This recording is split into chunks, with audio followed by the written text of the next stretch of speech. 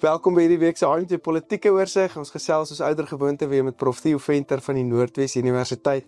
Prof, hierdie week wil ek so 'n bietjie terugkyk na wat hierdie jaar was. Ons het nie net goed begin nie. 2025 was 'n baie onsekere jaar, maar ek dink ons het tog beter geëindig. Wat het vir Prof uitgestaan?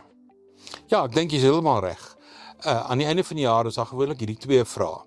Hoe het die jaar gelyk en wat wag vir ons in die toekoms, wat ons volgende kan bespreek. Maar ek dink as ons terugkyk na hierdie jaar het in terme van binnelandse politiek eintlik baie huiwerig begin met twee goed wat ons bly kwel uit die hele jaar. En dit is dat die regering van nasionale eenheid het maar sukkel aangegaan. En deel van dit was so 'n nuwe ding vir almal. So dit niemand het eintlik geweet hoe om dit te hanteer. Ja. En jy sal onthou, vroeg in die jaar was dit die kwessie oor die Bella-wet en dit was die kwessie oor onteiening sonder vergoeding en al daai soort van goed. En dan kom die begroting. En vir die eerste keer in Suid-Afrika se geskiedenis word 'n begroting nie goedgekeur nie. Nie 'n eerste keer nie, ook 'n tweede keer. Ja. En die belangrike deel daarvan in terme van die politiek van Suid-Afrika is die DA het sy stem gevind dat die stem van die DA is nie in die kabinet nie. Hulle is onderverteenwoordig in die kabinet, maar hulle stem is eintlik in die wetgewer, in die parlement. Hulle is groot genoeg daar om die ANC te weerhou van 'n meerderheid. En die ANC word dan verplig om te gaan soek vir 'n meerderheidsstemme by politieke partye soos die EFF en die MKP, waarmee hulle nie 'n goeie verhouding het nie. En dit het beteken ons het die begroting 'n derde keer moes doen. So dit dink ek is die belangrikste gedeelte van die begin van die jaar. En dan natuurlik daarmee saam is die feit dat die ekonomie net eenvoudig nie op dreef kom nie, maar die goeie nuus is, beurtkrag is verby. Skielik hierdie jaar het ons baie min beurtkrag gehad. En net na ek my solar opgesit het, toe is beurtkrag outomaties verby. En dit het my iets laat bewonder, was dit regtig so groot krisis of het hulle regtig baie verbetering gemaak daai? Nee, ek dink jy het die regte ding gedoen strategies, want nou gebruik ons die sonpanele op ons dakke, want die koste van elektrisiteit het so hoog geword. So jy spaar eintlik op 'n ander manier. En ek sien dit in landbou op baie plekke. Hoe mense groot investering maak in sonkrag en in windkrag vir plaaslike bedrywighede in 'n ooreenkoms dan met Eskom. Maar beurtkrag is eintlik 'n positiewe stukkie nuus van die begin van die jaar, nadat die begroting goedgekeur is. En terwyl ons met die goed veg, word Donald Trump ingehuldig op die 20ste Januarie vanjaar, nadat hy die verkiesing gewen het die vorige jaar. Voel langer as 'n jaar. Hy het vir ons hierdie jaar baie interessante bewegings gemaak. Iemand sien ek in die Economist noem hom die ontwrigter in bevel. En dit is eintlik wat hy was. En die heel eerste ding wat hy doen, hy bewapen, weaponize is die woord wat net so een van die moderne woorde, amper soos influencer, hy bewapen tariewe. En hy kom met absoluut dreigende tariewe van 'n ongekende aard. Op 'n stadium was daar 145% tarief op China aangestel, wat beteken het dat die hawens aan die Kaliforniese kant het skielik nie werk gehad nie. Maar die skepe het nie gekom van China af nie. Tariewe op ons, tariewe op Switserland, tariewe op almal. En dan uiteindelik die onderhandelinge. En daar begin hierdie afkortingkie wat die ondersteuners van Trump natuurlik niks van hou nie, en dis die woordjie TACO. En die afkorting is nie vir 'n Meksikaanse burger nie. TACO staan vir Trump, always chickens out. So hy begin met 'n tarief, en dan as jy met hom begin onderhandel, dan kom die tarief af. Maar hy het 'n sekere grens hieronder wat hy gestel het. So byvoorbeeld het ons in Switserland dieselfde soort tarief gekry. Stil is die tariewe op Switserland feitelik terug na waar dit op die hele Europa is, hier om tussen 10 en 15%. So dit lyk vir my, as jy 'n goeie vriend uit die tariefoorlog nou, as jy 'n goeie vriend van Amerika af is, dan is jou tarief so tussen 10 en 15%. Ja. As Amerika nie van jou hou nie, dan is jou tarief tussen 15 en 25%. En as jy Amerika irriteer, is dit ook aan 30%. vir ons. Waar ons is op 30%. En ook 'n land soos Kanada. En daar's 'n paar ander lande ook, wat mense eintlik laat wonder, hoe op aarde kan dit oor die langtermyn volhou word. Nou spring ek van die begin van die jaar met die tariefverklaring na November van hierdie jaar toe, waar ons nou is. Sien ons dat onlangs 'n eensydige Amerikaanse verklaring gesê waarin tariewe op koffie, tariewe op sitrus en klomp ander goed, as omtrent 100 produkte waarop tariewe eensydig van die Amerikaanse kant af verlaag is. Verlaag of weggevat is? Nee, verlaag is. Ja. Dis eenvoudig. 50% tarief op Brasilië, want hy het Brasilië in dieselfde klas gesit as Suid-Afrika, want Brasilië het die vorige president tronk toe gestuur en Trump het nie daarvan gehou nie. Maar al Starbucks se koffie kom uit Brasilië uit. En toe styg die koffieprys met 20% in Amerika. En sy gewildheid daal. En al daai soort van goed. En dit het gemaak dat die Amerikaners nou die tariewe op koffie soort van weggevat het. Selfs met tomaties.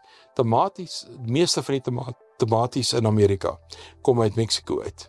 En skielik het tomatiese pryse ook omtrent verdubbel.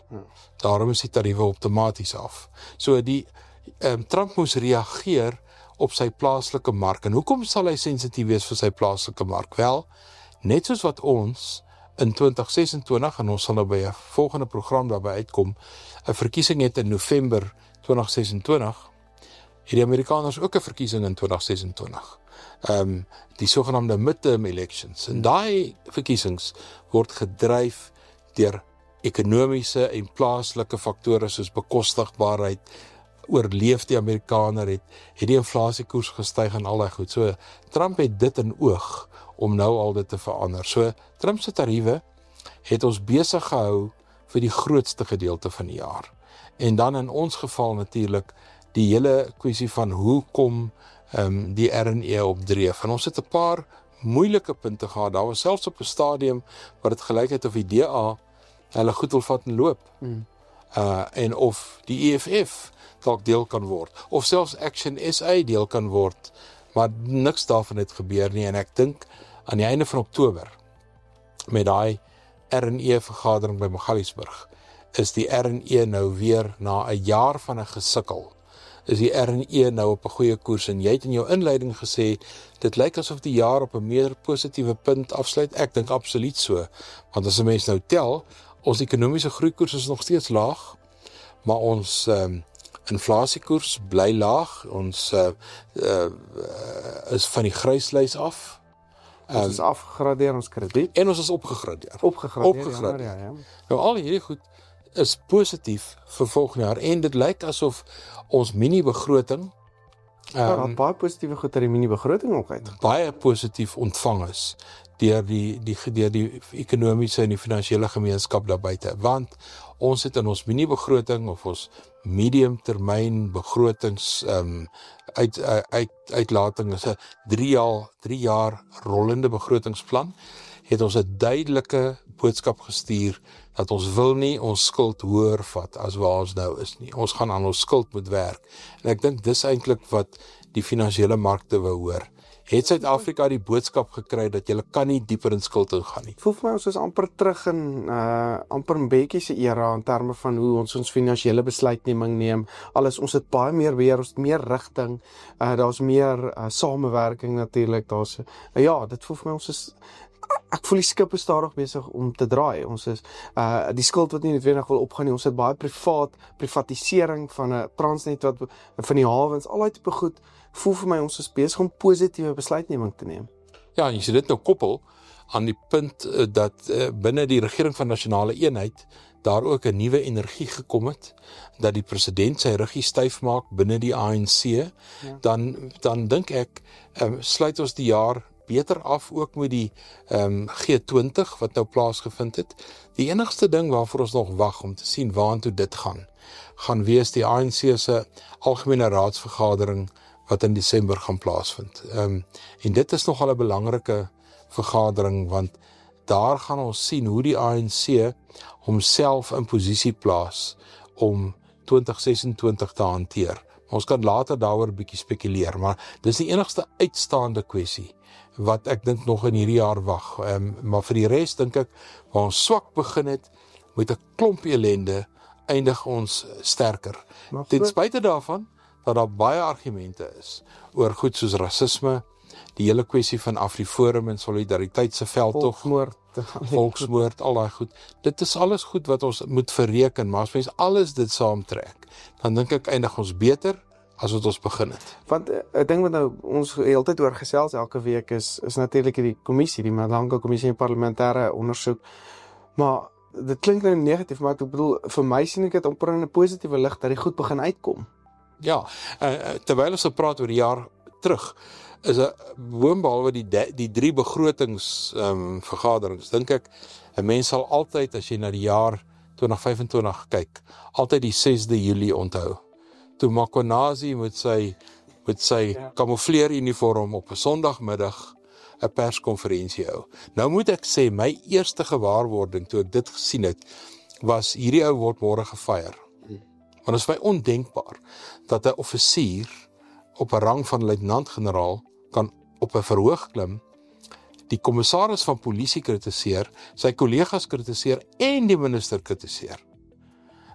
Jy sal nou onthou, so 'n week of 2 terug, het 'n vlootadmiraal dieselfde gedoen en die hel het losgebars om sy kop. Ja. Want dit is insubordinasie as 'n offisier van 'n lae rang hierdie soort uitsprake maak. Ja. Maar op 'n manier was Makhonazi beskerm. Hy is nie geskort nie, die minister is geskort. Die ou wat hy gekritiseer het, Sibiya, is geskort. So ek het 'n idee dat Makhonazi nie heeltemal op sy eie opgetree het nie. Ek het 'n idee, daar was 'n baie meer kragte en magte agter die skerms aan die gang om hom uiteindelik die moed van sy oortuiging te gee.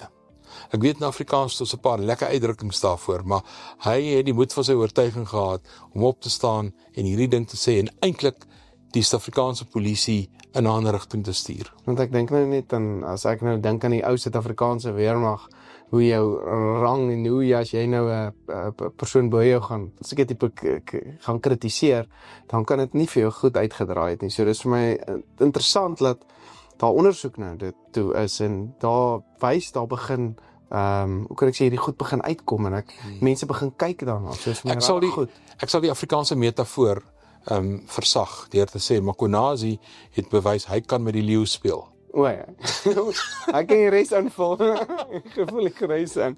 Probeer om 'n bietjie kyk na internasionaal. Ek dink dis ook groot, apart van Trump se tariewe, Putin, Oekraïne, dit was ook 'n groot nuus met Israel, Israel en Iran, daai was ook groot nuus wat ons natuurlik plaaslik op. Ja, ek dink daar's 4 goed wat ons moet noem internasionaal vir hierdie jaar.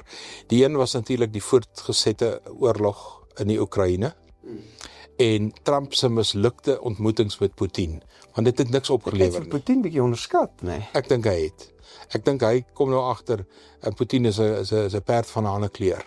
Die tweede ding is die oorlog in Gaza. En waar ons die jaar eintlik afsluit met 'n vrede wat 'n week gelede deur die VN Veiligheidsraad goedgekeur is, die Amerikaanse 20-punt plan. So daar moet ek vir Trump 'n regmerkie gee. Ja.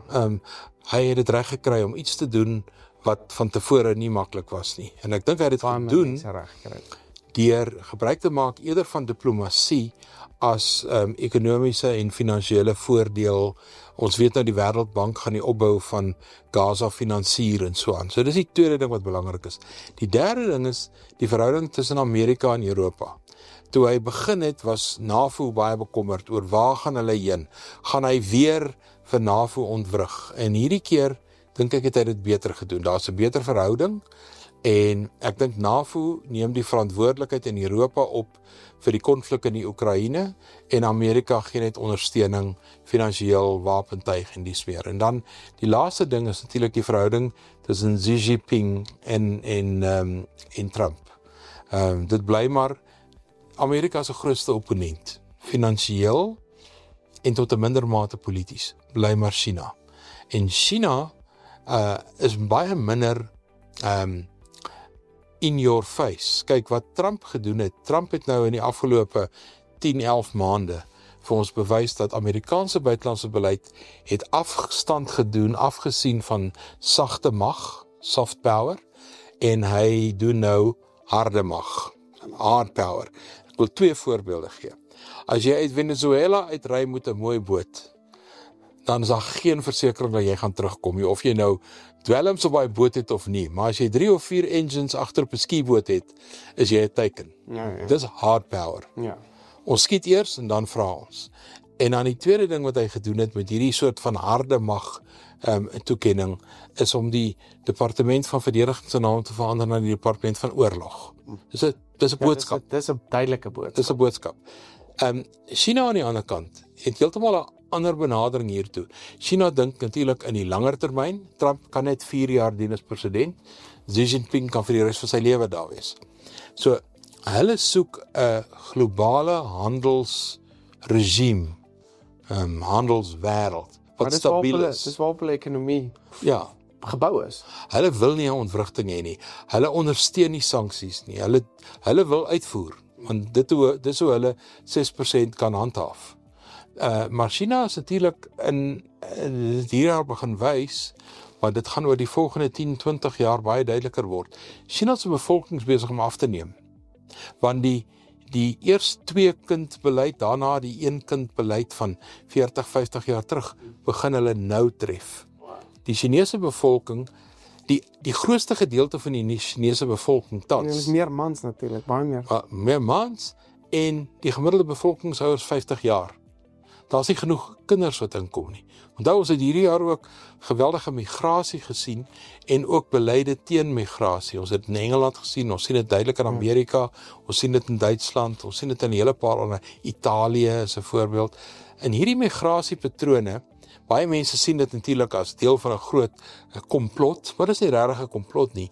Dis die vraag, is daar genoeg jong mense om die poste wat oop is onder op die leer te vul? Want as jou bevolkingsgroei, soos in Japan, 1,2% is, dan beteken die bevolking neem af.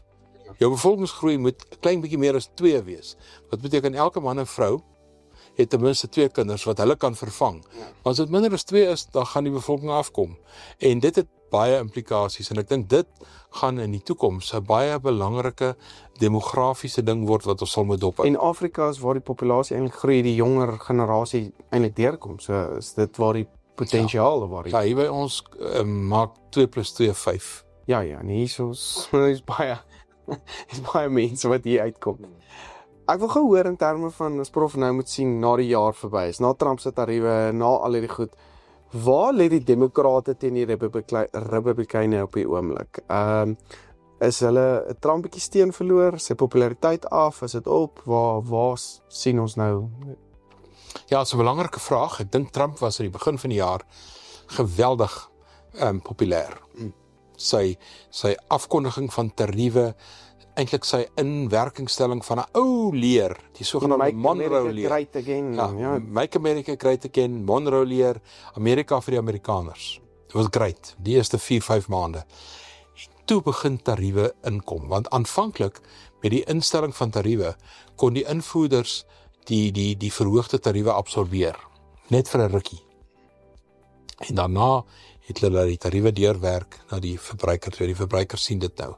Ek dink in die tweede helfte van die jaar het dit 'n klein bietjie verander. En een voorbeeld daarvan is die verkiesing van Mandami as 'n demokratiese burgemeester van New York. Nou, New York is nie 'n goeie verteenwoordiging van Amerika nie. New York is 'n baie demokratiese spesiale plek. Die grootste stad in Amerika, seker die wêreld se finansiële hub. Maar ek dink dit het 'n aanduiding gegee dat hier's iets besig om te gebeur. En ek het vroeër genoem dat tariewe is aangepas, op sekere plekke verlaag, want Trump kyk baie fyn na hoe 2026 gaan lyk, want in 2026 is daar 2 groot pryse in die Amerikaanse politiek, tussen die demokrate en die republikeine. Die meerderheid wat die republikeine het, is papierdun in die Senaat en op die Huis van Verteenwoordigers. En ons het met die shutdown dit gesien, hè? Ja, dis 3 hier en 5 daar en so aan. En nou kom daar sulke plaaslike goed wat in Suid-Afrika natuurlik niks beteken nie, maar vir Amerika beteken dit baie. Die Epstein Files, Was Donald Trump deel van daai setup destyds soos Prins Andrew wat nou al sy titels verloor Net het? Andrew nou, prof. Ja, meneer Mountbatten, Meneer. alles verloor. Ja. En was Trump deel daarvan of nie? En die Amerikaners is natuurlik baie nuuskierig daaroor, want dit is soos 'n soap opera wat in Amerika afspeel. En as die ekonomie gaan draai, en baie ekonome het die Amerikaners gewaarsku al van vroeg van hierdie jaar af en sê julle moet oppas, twee goed hou vir julle 'n bedreiging in. Een is 'n groeiende inflasiekoers vanweë tariewe, want tariewe is 'n kunsmatige verhoging van pryse Prys. wat betaal word deur die verbruiker. Op die einde gaan die verbruiker dit betaal, ja. En hoe dit gaan loop volgende jaar. Trump het dit reg gekry om Jerome Powell, die gouverneur van hulle reservebank, hulle noem dit the Federal Reserve, te kry om rentekoerse stadig te laat begin daal, maar ek dink Amerika is nog nie uit die probleme uit nie. So volgende jaar gaan ons eintlik hierdie intense stryd sien. Daar's nie 'n presidentsverkiesing nie, maar dit gaan eintlik oor wie beheer die huis en wie beheer die senaat. As die Republikeine beheer oor die huis van verteenwoordigers sou verloor, Lyk dit so, bro?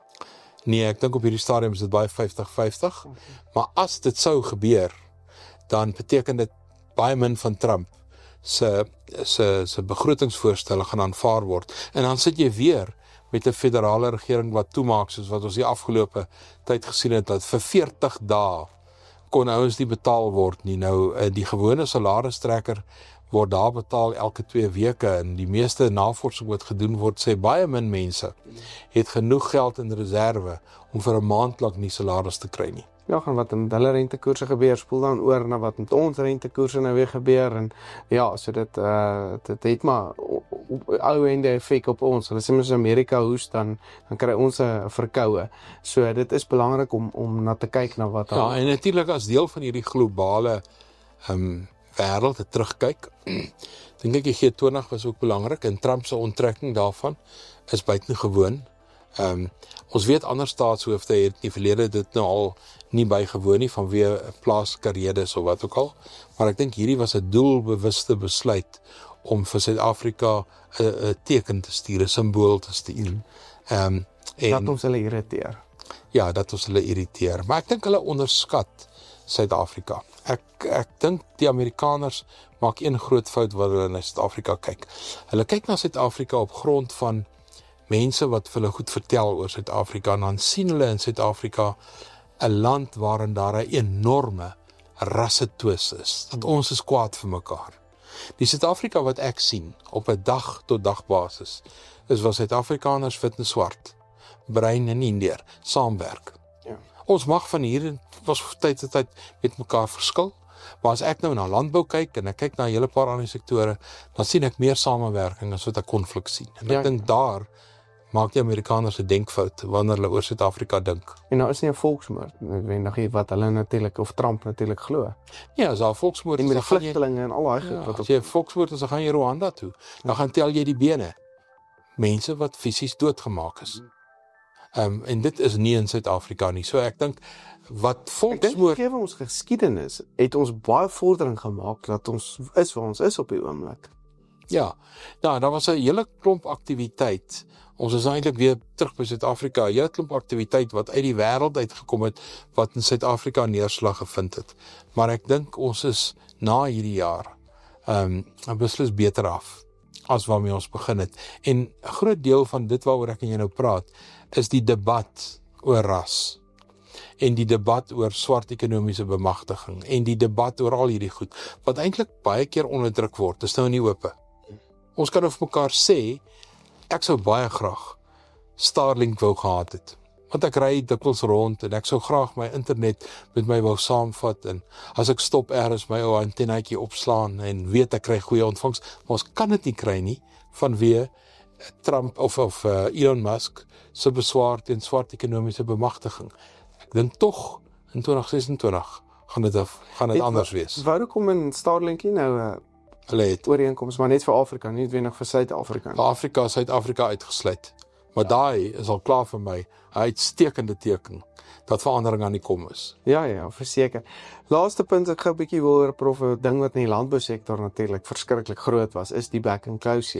Biosekuriteit. En biosekuriteit en ek dink John Steenhuisen kom dan daar nogal voor of sterk tevore. En as ek praat oor dit spesifiek, dink ek sommer aan daai gesprek waar hulle almal in die Withuis met Annie Els en almal staan dat dit ook nog 'n hoogtepunt van die jaar was. Maar biosekuriteit en is John hy is op die regte plek op die regte tyd. Is dit die waarheid? Ek dink John het stadig begin. Daar was baie probleme rondom wie hy in sy kantoor aangestel en wie nie en hoe doen hy sy besigheid. Maar ek dink in 2025 het Steenhuisen dink ek die gevoel gekry van hoe werk dit in landbou. En ek dink hy het baie sterk ondersteuning gekry van landbouleiers. Biosekuriteit was sy groot uitdaging, nie alleen Afrika varkpes, back and claw en voëlgriep of wat noem mense dit. En ek dink sy besluite en die druk wat hy byvoorbeeld op onderste poort geplaas het. En toe onderste poort vinniger besluite geneem. Ja, vinniger besluite. Daar was aanvanklik 'n bietjie terugdruk, maar hy het deurgedruk en uiteindelik lyk my het ons goed gekoop in Botswana en daar is 'n veldtog aan die gang. Dit is wat belangrik was. So ek dink Steenhuisen en hy het natuurlik ook 'n paar besoeke afgelê in belang van landbou. Hy was in China. Verhandel, veral met die tariewe vanaf China af vanaf Amerika het hy nogal vir ons nuwe mark. Ja, ek dink hy het sy lêplek gekry in landbou. Mense wou sien waar dit heen gaan. Ek sou vir die leier van die grootste oppositieparty in die regering van nasionale eenheid, sou ek natuurlik iemand anders wou sien by die landboudepartement en ek sou vir John Steenhuisen eerder in 'n meer senior portefeulje wou sit. Landbou is belangrik, maar landbou is nie departement verdediging nie. Landbou is nie buitelandse sake nie. Landbou is nie polisie nie. Daai is die senior departemente. Ek sou Steenhuisen soontoe skuif en ek sou iemand soos Ivan Williams Ivan Maree van die Weskaap wat uitstekend vaar as minister van landbou in die Weskaap. Ek sou hom eerder inbring op nasionale vlak. Maar soos prof nou sê van skuif met Helen Zille wat moontlik in Johannesburg ook gaan inkom, dit is ook 'n groot nuus. Daar moet skuwe kom. Kom. Prof, baie dankie. Dit was 'n baie interessante jaar en dankie vir prof se insig elke week om ons bietjie op hoogte te hou en ek dink weer eens as ek dit moet opsom, ek dink ons is regtig op 'n positiewe noot. Ons het verbetering gemaak. Ons groei dag vir dag. Daar's natuurlik elke dag nuus. Dis hoekom ons 'n lekker episodes kan maak elke week.